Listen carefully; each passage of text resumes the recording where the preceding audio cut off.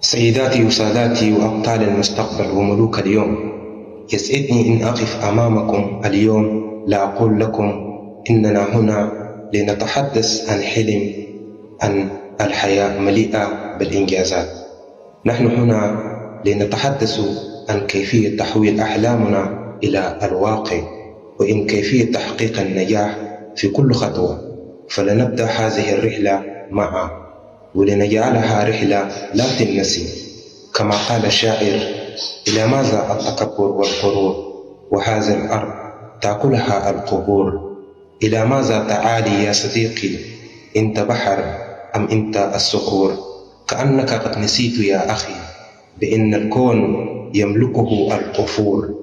لم ترى كم أفقدنا من أناس لحم نخل وأسوار وقصور؟ كم عرفت من أهل وخال أطاهم بغتة وغدر يدور؟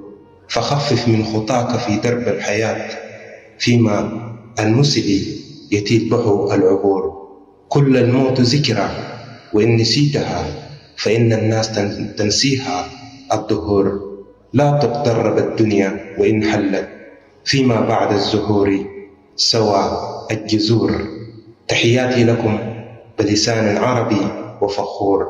محمد الأسمر، من هنا النهاية. السلام، أبقوا عافية أعزائي المشاهدين.